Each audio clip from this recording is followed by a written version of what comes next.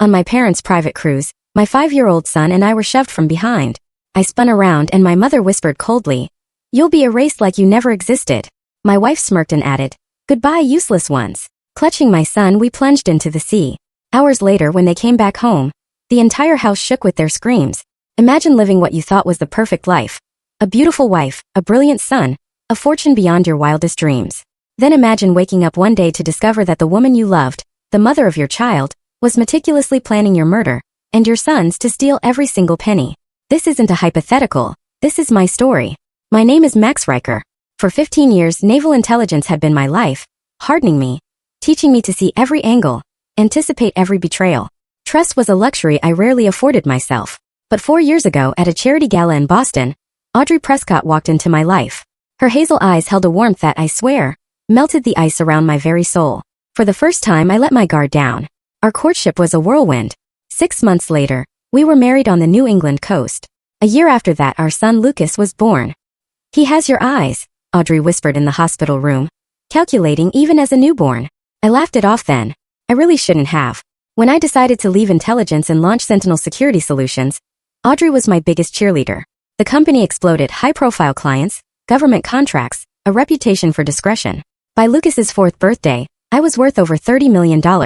That wealth, it was like a magnet for Audrey's mother, Vivian Prescott. A retired psychiatrist with a taste for the expensive, Vivian initially saw me as beneath her daughter. But once the money started flowing, she became a permanent fixture in our waterfront mansion. "Families should stick together," she'd purr, refilling her crystal glass with imported scotch. "Blood is thicker than water." I never fully trusted Vivian, but I tolerated her for Audrey's sake. What I didn't realize was that mother and daughter shared more than just genes. They shared a capacity for deception that would have made my old intelligence trainers proud. One evening in my home office overlooking Boston Harbor, my private phone buzzed. It was Benjamin Reynolds, my former handler, one of the few people I still trusted. The message was cryptic. "Package delivered. Contents concerning. Meet tonight." I deleted it immediately. I checked my security monitors. Lucas was playing in the garden with his nanny, Sophie. Audrey was in the master bedroom on a call. Vivian was in the guest house. All normal. Yet something felt off. That night, I told Audrey I had a business emergency. "Take all the time you need," she said, kissing me softly. "Lucas and I will be fine." "Actually," I replied, "I thought Lucas might enjoy coming with me. We'll stop for ice cream on the way back." A flash of something, irritation, maybe even fear, crossed Audrey's face before her practiced smile returned. "Of course, darling. Mother and I will have a girls' night in." At a nondescript diner outside the city, Benjamin slid a manila envelope across the table, while Lucas devoured his chocolate sundae. "Surveillance photos," Benjamin explained quietly, "started as routine background on a potential client. Then things got interesting." I flipped through the images. Audrey entering an upscale hotel. Audrey in deep conversation with a man I didn't recognize. Audrey and the man kissing in an elevator. "Who is he?" I asked, my voice dangerously calm. "Preston Wallace," Benjamin replied. "Old money from Philadelphia. On paper, he runs a charitable foundation. In reality, it's a sophisticated money laundering operation. We've had eyes on him for years." I studied the final photo. Audrey, Preston, and Vivian, all three laughing together on the deck of a yacht. "There's more," Benjamin continued. "Financial analysis shows unusual patterns in your accounts. Small amounts redirected through shell companies. Nearly untraceable." "How much?" I asked. "About $3 million so far." "And Max," Benjamin hesitated, "there's chatter about something bigger in the works. Very concerning chatter." On the drive home, I watched Lucas in the rearview mirror, fast asleep, clutching his favorite stuffed whale. I had never killed anyone outside of sanctioned operations. But looking at my son, I knew with absolute certainty I would do anything to protect him. Instead of heading home, I drove to my office building. In the basement, behind a biometric lock, was a room only I could access. Inside, identities, passports, cash, weapons, remnants of my former life. Insurance for scenarios I hoped would never materialize. Now it seemed they would. For the next 2 weeks, I became the perfect husband. I brought Audrey flowers, arranged date nights, surprised her with expensive jewelry. I told her business was booming and suggested we celebrate with a weekend cruise on our yacht, the Siren's Call. "The 3 of us should go," Audrey suggested over dinner. "You, me, and Lucas." "And your mother," I added, watching her reaction carefully. "She loves being on the water." Audrey's hesitation was almost imperceptible. "Of course. Mother would love that." In my hidden study, I reviewed the evidence Benjamin had gathered. Preston Wallace had connections to Russian oligarchs and South American cartels. The money laundering operation was sophisticated. But the real concern was a series of encrypted messages suggesting a planned removal and asset acquisition. I was the removal. The assets were my company and fortune. I installed microscopic cameras throughout the house and yacht, tapped phones, and placed tracking devices in family vehicles. What I discovered confirmed my worst fears. Audrey and Vivian had been plotting with Preston for over a year. He's too cautious, Audrey told Preston during one hotel meeting. Everything is locked down tight. The only way to access the bulk of his fortune is through his death. In the prenup? Preston asked.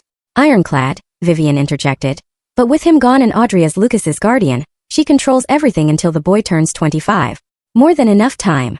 The plan needs to be perfect, Preston insisted. No evidence, no suspicion. A tragic accident at sea. A cold rage built inside me as I watched them casually discuss my murder. I began preparing countermeasures, creating blind spots in my surveillance where they would think themselves unobserved. 3 days before the planned cruise, I took Lucas to Dr. Gregory West, a trusted friend and medical professional. I need to know if he's mine, I said bluntly, after Lucas had gone to play in the adjacent room. Gregory's expression was grim. May I ask why you suspect otherwise? Just run the test, I replied, urgent and confidential. The next day, Gregory called with the results. DNA confirms it. Max Lucas is definitely your biological son. Relief flooded through me, quickly followed by renewed determination. They wouldn't just be attempting to kill me. They would be trying to steal my son. On the eve of the cruise, I asked Sophie, Lucas's nanny, to come to my office. I have always valued your discretion and loyalty, I told the young woman. Now I need both more than ever. Sophie had been with us since Lucas was born. I had personally selected her. A former military nurse with training in combat situations, qualifications Audrey had. Never questioned. Whatever you need, Mr. Riker, Sophie replied. I handed her an envelope. If anything happens to me, follow these instructions exactly. Lucas's life may depend on it. That night, as Audrey slept beside me, I stared at the ceiling.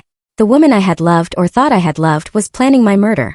The mother of my child wanted me erased from existence. The depth of the betrayal was almost incomprehensible.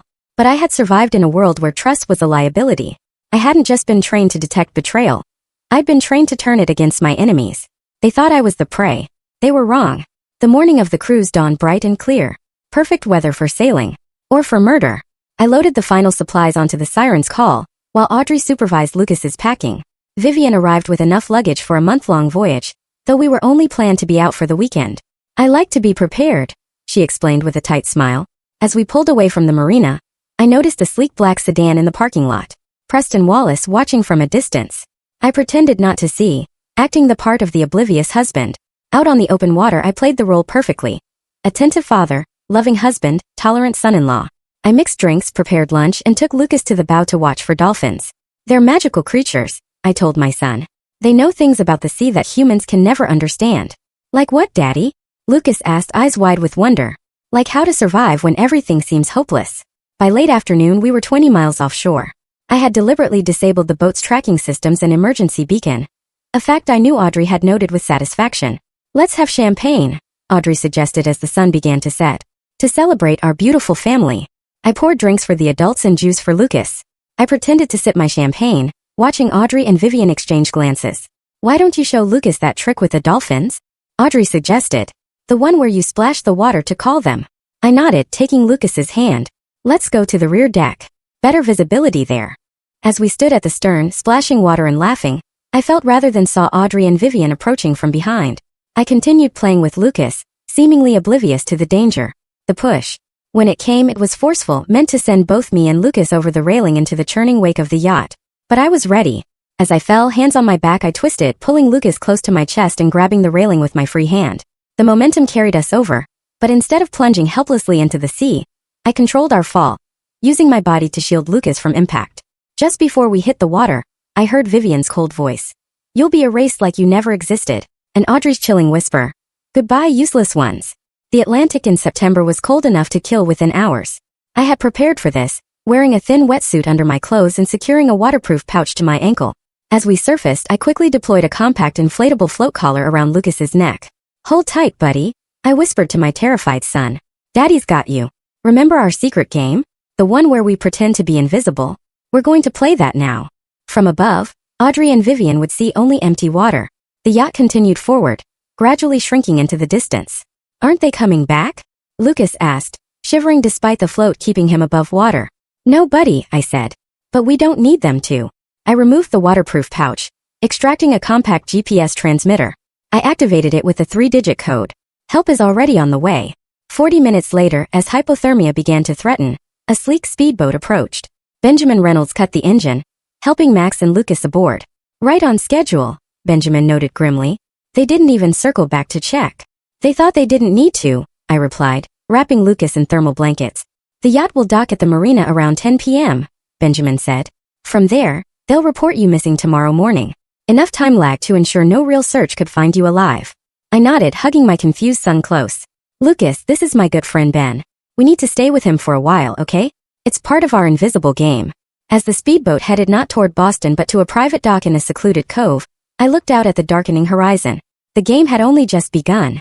The safe house was a rustic cabin nestled deep in the woods of coastal Maine, far from curious eyes and digital footprints. I'd bought it years ago under a shell corporation, one of several properties unknown to Audrey or anyone else. How long do we stay here, Daddy? Lucas asked on our third morning, as I prepared a simple breakfast of eggs and toast. Not too long, buddy. Just until I finish my special work project. Sophie arrived that afternoon, bringing supplies and a familiar present for Lucas. The boy ran to her, excited to see a friendly face. Everything in place? I asked her quietly, while Lucas explored the toy box Sophie had brought. Yes, sir. The surveillance is active. They reported you both missing yesterday morning as expected. Mrs. Riker gave a very convincing performance for the Coast Guard. Hysterical with grief. And the other matter? Handled. Drive West has prepared everything according to your specifications. I nodded, my expression grave. You understand what happens next? I do, Sophie replied. And I'm prepared. Lucas will be safe with me. That evening after Lucas was asleep, Max and Benjamin reviewed the surveillance footage from the Riker mansion. Audrey sat in the living room, accepting condolences from friends, tears streaming down her face. Vivian hovered nearby, the perfect image of a grieving grandmother. Oscar-worthy performances, Benjamin muttered. Later, Preston Wallace arrived, ostensibly as a family friend offering support. The cameras captured their conversation in the kitchen, voices low. The Coast Guard is expanding the search area tomorrow, Audrey said. But they've already told me privately that survival was impossible. The water temperature, the distance from shore. How long until it's official? Preston asked. A week, maybe 2, before they're declared presumed dead. Then the probate process begins. And the company? Preston pressed. Majority ownership transfers to me as Lucas's guardian. The board can't block it. It's in the corporate bylaws. I watched with cold detachment. The woman who had shared my bed for 5 years, who had given birth to my son, was now calculating the hours until my death could be legally established. What's your plan? Benjamin asked as the video feed continued. They think they're hunters, I replied, my voice devoid of emotion. I'm going to show them what it means to be hunted.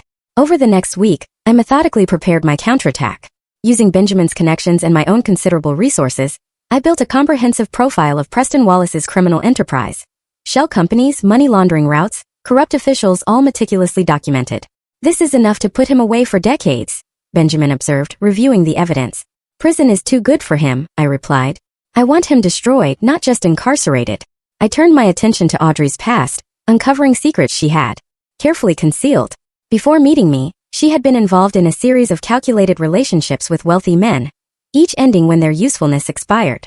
There were restraining orders that had been sealed, allegations of theft that had been settled privately. Vivian's history revealed a pattern of enabling and coordinating her daughter's predatory behavior. The respected psychiatrist had used her professional insights to help Audrey identify and manipulate vulnerable targets. 10 days after their deaths, I received the call I'd been waiting for. The Coast Guard had officially suspended the search and rescue operation.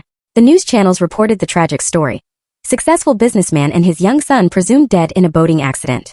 That evening I sat with Lucas on the cabin porch watching the sunset. Daddy, are we still playing the invisible game? The boy asked. I pulled my son close. Yes, but not for much longer. Soon we'll play a new game. It's called Justice. The next morning, I left Lucas in Sophie's capable hands and departed with Benjamin. Their destination, a private medical facility owned by Dr. Gregory West.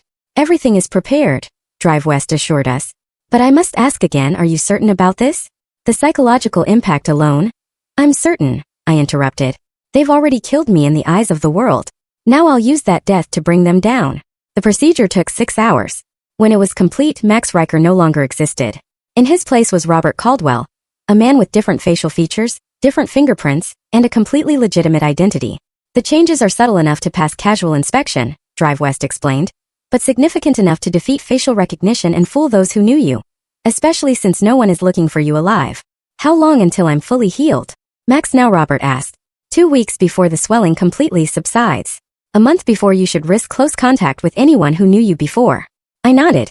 Perfect timing. The funeral was a somber affair, attended by Boston's elite. Audrey Riker, elegant in black, accepted condolences with dignified grief. Vivian stood beside her, a supportive arm around her daughter's waist.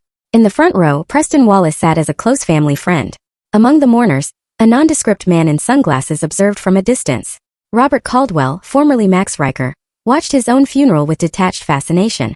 The twin caskets, one large, one small, were merely for show. The Coast Guard had recovered no bodies, but ceremony demanded closure. I noted with grim satisfaction how Audrey occasionally glanced at them, as if to reassure herself that her plan had succeeded. Following the funeral, the mourners gathered at the Riker mansion. I slipped inside. Another anonymous face in the crowd of Boston's wealthy and connected. I overheard snippets of conversation. Such a tragedy, she's so strong. The company will need strong leadership now. I approached Preston Wallace, introducing myself as a potential investor. Preston, always alert to financial opportunities, engaged eagerly. My portfolio is diverse, I explained, but I'm looking for something with more creative financial structures. Preston's eyes lit with recognition of a kindred spirit. Perhaps we should discuss this further in private. My foundation is always seeking like-minded partners. I'd like that, I replied, handing Preston a business card. Call me when the mourning period feels less restrictive. That evening from my hotel room, I watched the surveillance feeds from the Riker mansion. The guests had departed, leaving Audrey, Vivian, and Preston alone. God, I thought they'd never leave. Audrey sighed, kicking off her heels and pouring a generous glass of whiskey. You played your part beautifully, Preston told her, loosening his tie. The grieving widow, devastated but dignified. Simply perfect. Vivian raised her glass. To new beginnings. And to Max and Lucas Riker. May they rest in peace at the bottom of the Atlantic. Their laughter echoed through the empty house, cutting through me like a knife. I had known their betrayal was cold and calculated, but seeing their celebration of his death, and worse, my son's death, ignited something primal within me. Robert. Benjamin's voice came through the secure line. The final preparations are in place. Sophie and Lucas arrived safely at the secondary location. Good, I replied, my eyes never leaving the surveillance feed. It's time for phase 2. Over the next 2 weeks, Robert Caldwell became Preston Wallace's new best friend. We met for drinks, discussed investment opportunities, and shared increasingly sensitive information about Preston's charitable foundation. Meanwhile, through Benjamin's connections, I made strategic moves in the financial markets, subtly undermining Sentinel Security Solutions' stock value, making the company appear vulnerable, just as Audrey was assuming control. The board is getting nervous, Benjamin reported after a clandestine meeting with a Sentinel executive.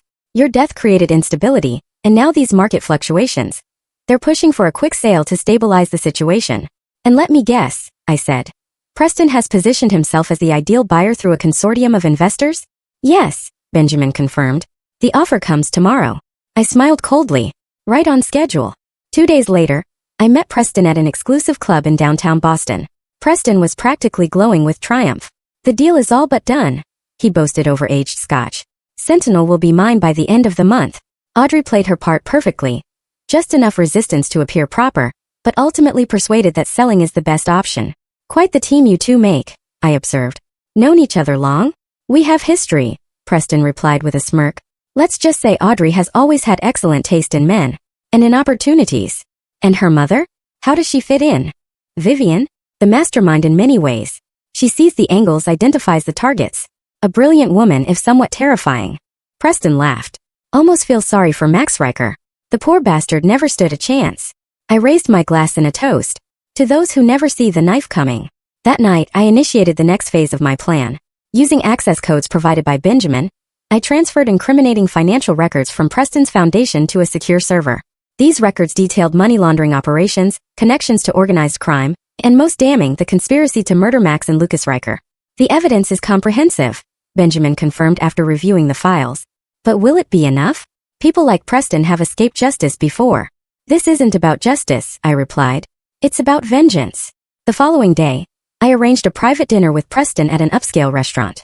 As we discussed the finalization of the Sentinel acquisition, I slipped a small flash drive across the table.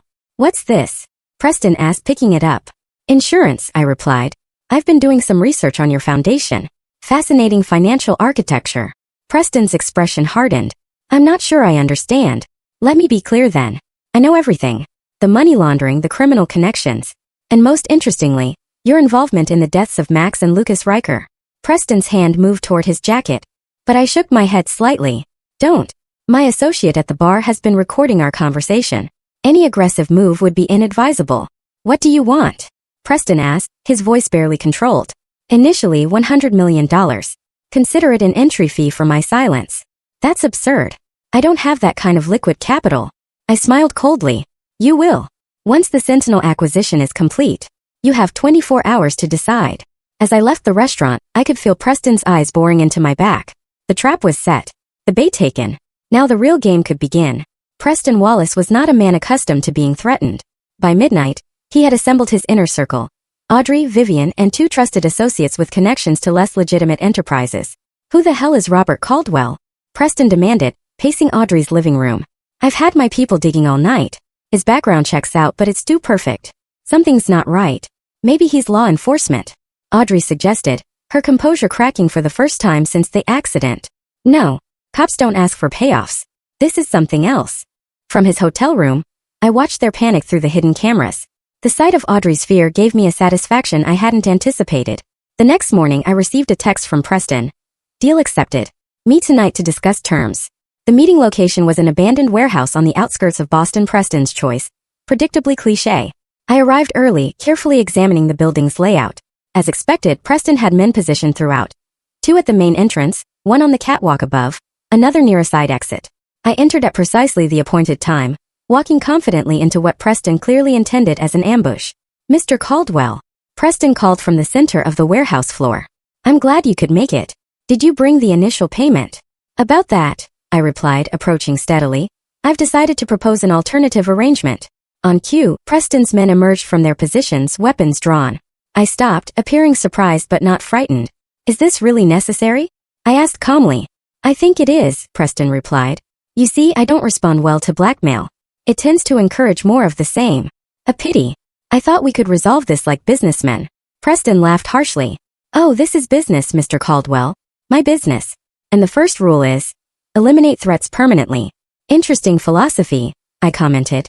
Max Riker might have agreed with you. Something in my tone made Preston pause. What do you know about Riker? Everything, I replied, my voice changing subtly. I know how you plotted with his wife and mother-in-law to kill him and his son for his money.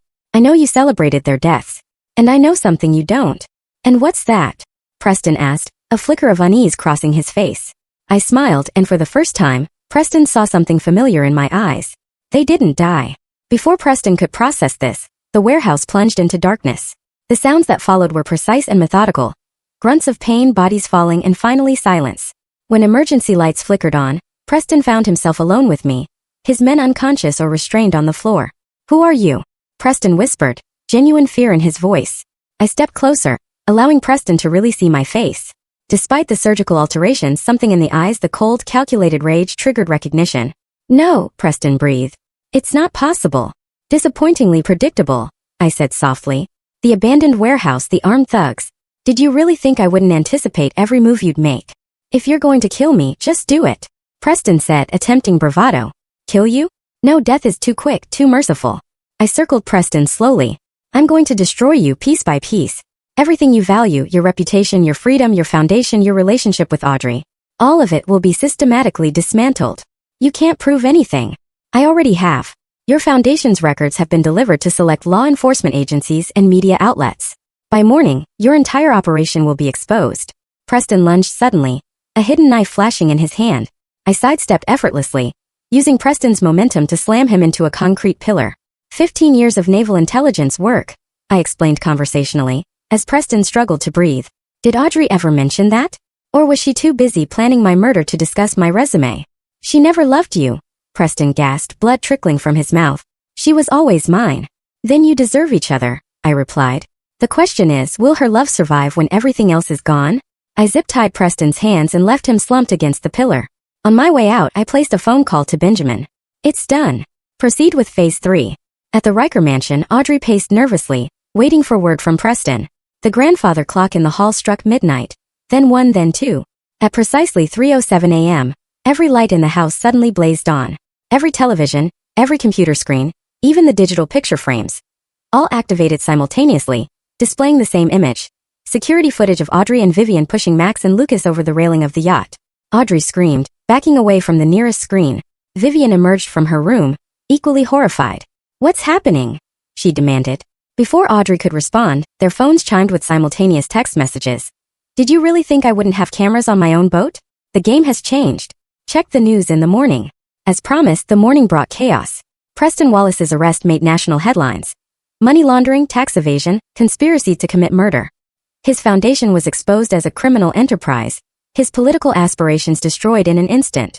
More shocking to Boston society was the connected investigation into the presumed deaths of Max and Lucas Riker, now classified as attempted murder, with Audrey and Vivian named as persons of interest. By noon, the police were at the Riker mansion with search warrants. By evening, mother and daughter were being questioned in separate rooms at Boston Police Headquarters, their carefully constructed alibis crumbling under the weight of evidence. From a secure location, I watched the news coverage with Benjamin and Sophie. "Daddy," Lucas called from the playground visible through the window. "Come see my castle." "Be right there, buddy," I called back, my expression softening momentarily before hardening again as I turned to Benjamin. "Are we ready for the final phase?" Benjamin nodded grimly. "Everything is in place. But Max, Robert, are you sure about this? It's extreme even considering what they did." "They tried to kill my son," I replied, my voice devoid of emotion. "There's no punishment extreme enough for that." The legal system moved with unusual speed in the case against Preston Wallace, Audrey Riker, and Vivian Prescott. Overwhelming evidence, public outrage, and persistent media coverage created pressure for swift justice.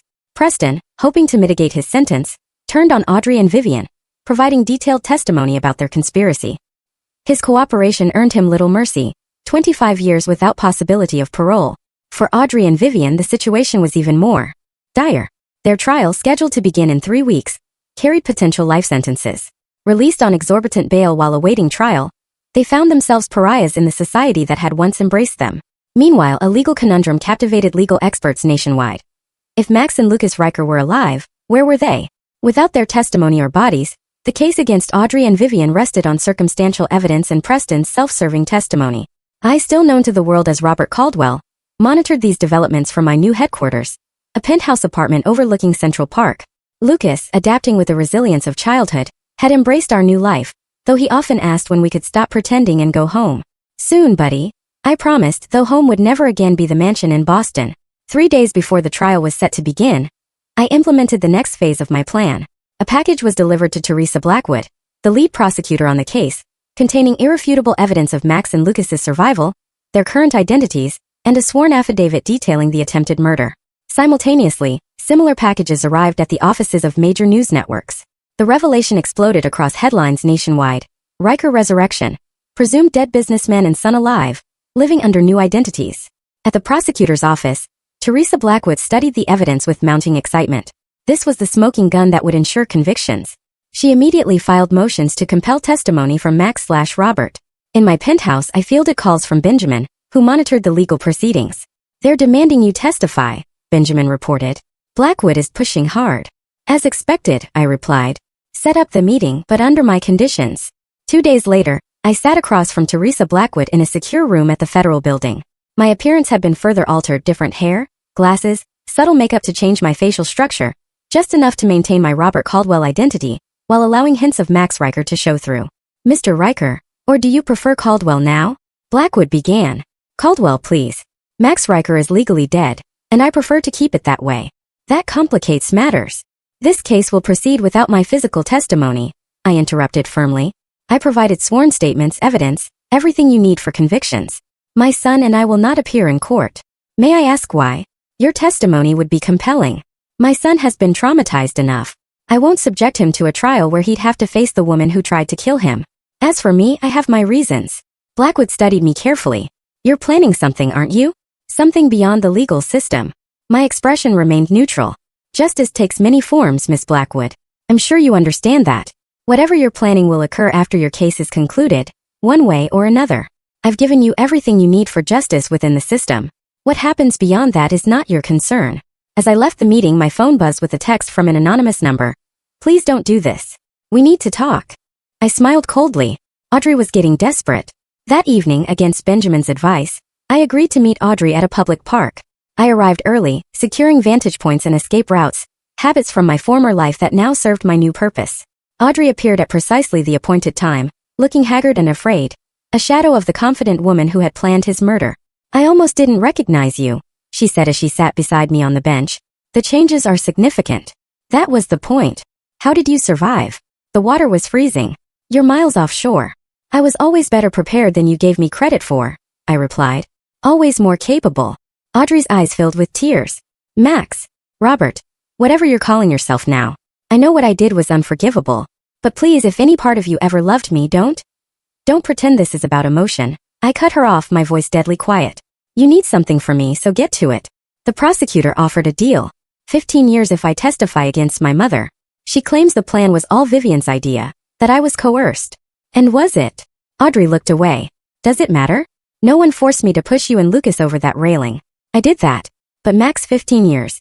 I'll be an old woman when I get out." "If you get out," I corrected her. "The deal hasn't been finalized, has it? That's why you're here. You need me to tell them you won't testify against me. Specifically that you didn't see who pushed you. That it could have been only my mother." I laughed, a sound devoid of humor. "You tried to kill our son, and now you want me to help you avoid responsibility? He's alive. You both survived. Please, Max. You know what Lucas asked me yesterday?" I asked. "You want to know why his mommy wanted him to die?" "How do I answer that, Audrey?" Tears streamed down Audrey's face. I wasn't thinking clearly. "Preston and Mother, they convinced me." "Stop lying," I said softly. "I have recordings of every conversation, every plan you made, every celebration after you thought we were dead.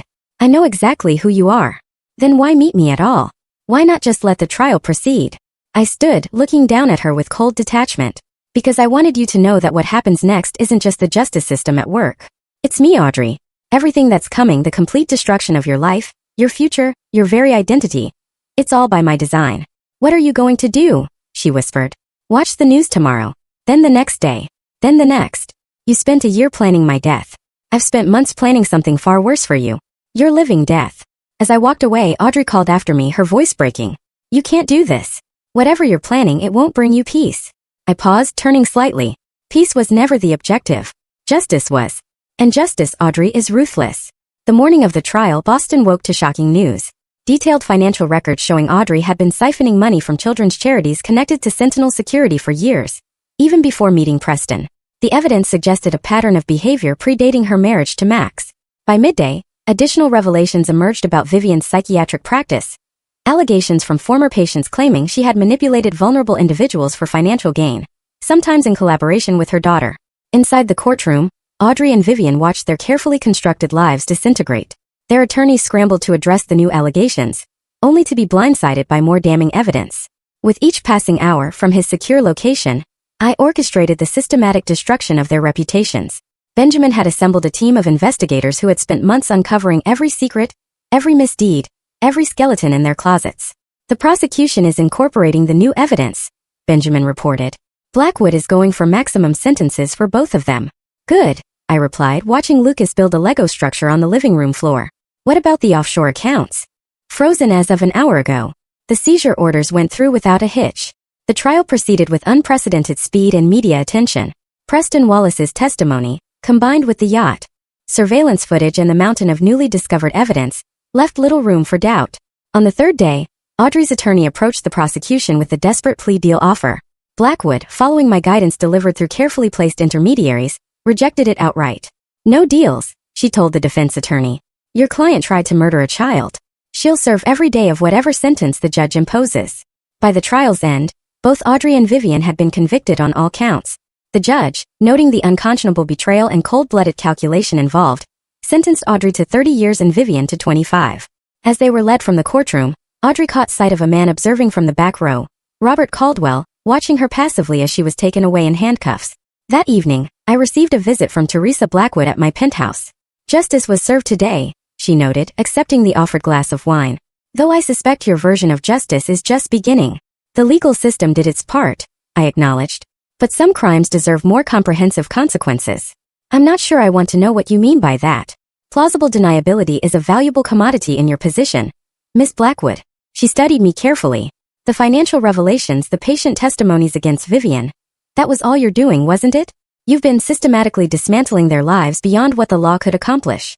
I neither confirmed nor denied her assertion. I believe in thoroughness. And what about your son, Lucas? How is he coping with all this? Children are remarkably resilient, especially when protected from unnecessary trauma.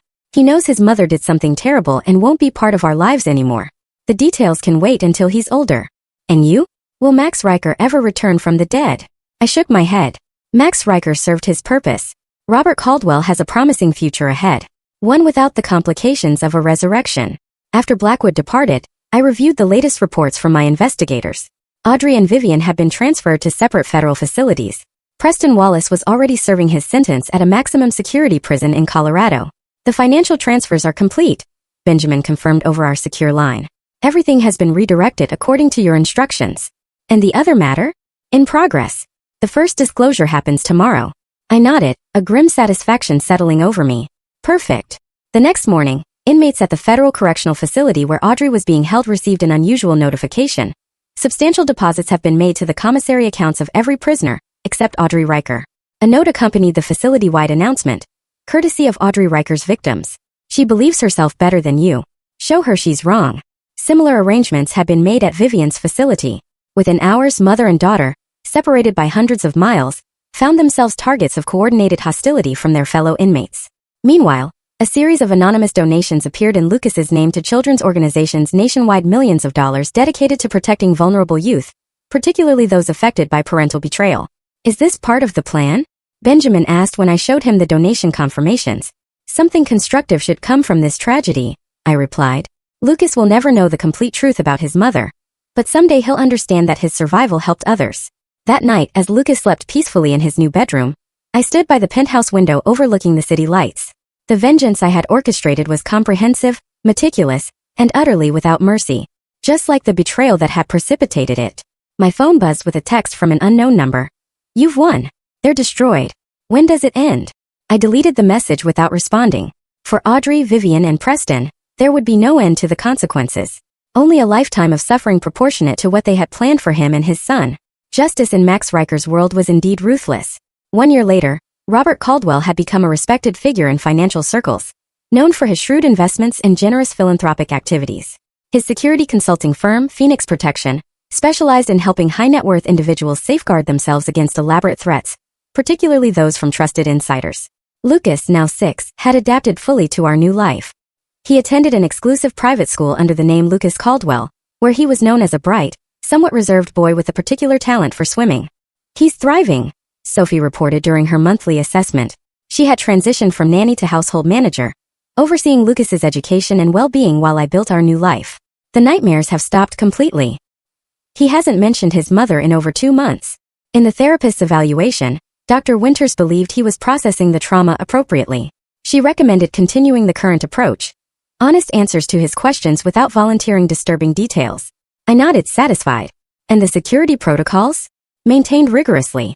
The school staff remain vigilant, though there's been no suspicious activity. Sophie hesitated before adding, he asked about the ocean yesterday, whether we could visit the beach this summer. A shadow crossed my face.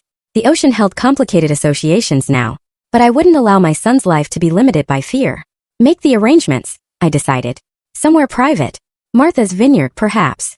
Later that day, I received my regular update from Benjamin about our ongoing monitoring of Audrey, Vivian, and Preston. Wallace was hospitalized again, Benjamin reported. 3rd attack since his incarceration. He'll recover, but his request for protective custody was denied again. And the women? Vivian has been moved to the psychiatric ward. The isolation and harassment triggered a legitimate breakdown. As for Audrey, Benjamin paused. She attempted suicide last week. Unsuccessful, obviously. I absorbed this information without visible reaction. Maintain the protocols. No direct intervention but continued monitoring. For how long? Indefinitely. That evening, as I helped Lucas with the science project, a model of ocean currents, my secure phone rang with the call from Teresa Blackwood. I thought you should know, she said without preamble. There's been a development in the Riker case. I tensed. What kind of development? Audrey Riker is offering new information. Claims there were others involved in the conspiracy beyond the 3 convicted parties. Is there any evidence supporting this? None that we've found, Blackwood replied. It appears to be a desperate attempt to leverage a sentence reduction. But I wanted to warn you. She's specifically claiming that Robert Caldwell was part of the original conspiracy, who then double-crossed the others. I considered this new complication. How seriously is this being taken? Not very. Her credibility is non-existent, and there's no evidence connecting Robert Caldwell to any conspiracy. Still, there may be some preliminary investigation. I appreciate the warning, I said. Keep me informed of any developments. After ending the call, I joined Lucas in the living room, where the boy was watching a documentary about marine life. Daddy, Lucas said without looking away from the screen, do you think fish remember things like people do? That's an interesting question. Some fish have surprising memory capabilities, though different from humans. Why do you ask? Lucas shrugged. I was just thinking about memories. Sometimes I remember things that don't make sense. I felt a chill. Like what, buddy? Like sometimes I remember Mom saying mean things, but then I think maybe it was just a bad dream. Lucas turned to face his father. Was Mom a bad person? Is that why she's gone? I sat beside my son, choosing my words carefully. Your mother made some very bad choices that hurt people. She's paying the consequences for those choices now. Will I ever see her again? No, Lucas. That part of our life is over. The boy nodded, seeming relieved rather than saddened. I like our life now better anyway. His observation struck me deeply. Was I happier now? The rage that had fueled my elaborate revenge had subsided, replaced by a vigilant determination to protect my son and our new life. Perhaps that was a form of happiness or at least peace. The next morning, I met with my legal team to address Audrey's new allegations. Though the claims were unlikely to gain traction, I wouldn't leave anything to chance. We need contingencies, I told Benjamin afterward. If there's even a remote possibility of connecting Robert Caldwell to Max Riker, we need to be prepared. We've maintained the separation meticulously, Benjamin assured him. The surgical alterations, the documentation, all of it is bulletproof. Nevertheless, prepare the secondary protocol. If necessary, Robert Caldwell can disappear as thoroughly as Max Riker did. That evening, I reviewed the financial reports from the remains of Sentinel Security Solutions. After the scandal, the company had been restructured under new leadership, with a significant portion of the profits directed to a trust for Lucas, accessible when he turned 25. Everything had been meticulously arranged to secure his son's future, regardless of what happened to Max/Robert. Multiple identities, offshore accounts, trusted guardians with clear instructions. Lucas would never be alone again. A notification appeared on my secure tablet. Audrey's latest appeal had been denied. Her allegations against Robert Caldwell had been dismissed as fabrications from a desperate convict. I closed the notification, feeling not triumph but a quiet finality. The chapter was closing. The vengeance was complete. 3 days later, I took Lucas to a private beach on Martha's Vineyard. The boy approached the ocean cautiously at first, then with growing confidence as his father stayed close beside him. The water's not scary, Lucas declared, splashing the gentle waves. No, it's not, I agreed. Not when you respect it and understand it.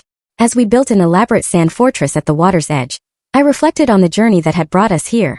The betrayal, the fall, the calculated revenge. All of it had transformed me in ways I was still discovering. The fortress complete, Lucas looked up at his father with pride. Will it last, Daddy? I gazed at the sand structure, knowing the tide would eventually reclaim it. Nothing lasts forever, buddy, but we've made it strong. It will stand against a lot before it falls. Later, watching the sunset from our beach house deck, I received a final text from Benjamin. Confirmed. AR transferred to maximum security after latest incident. VP undergoing psychiatric evaluation, prognosis poor. PW denied medical parole. All monitoring systems functioning. Assets secure. I deleted the message and turned off my phone. Lucas was pointing excitedly at dolphins playing in the distance. Look, Daddy. Remember, you told me dolphins know things about the sea that humans never will. I remember, I replied, smiling at my son's flawless recall. What's the most important thing they know? Lucas asked. I considered the question before answering. I think they know that survival isn't just about being strong or smart. It's about adaptation. Becoming what you need to be when the waters change. Lucas nodded solemnly, as if the answer made perfect sense to his 6-year-old mind. Like us, right? We adapted. Exactly like us, I agreed, pulling my son close as the dolphins continued their graceful dance against the setting sun. The fortress we had built would soon be claimed by the tide. But Max and Lucas Riker, now the Caldwells, had built something far more enduring. A new life, secured by the ruthless justice that had transformed them both. Some betrayals can never be forgiven. Some debts can only be paid in full measure. And some men, when pushed into the depths, don't drown. They emerge as something far more dangerous than what went under.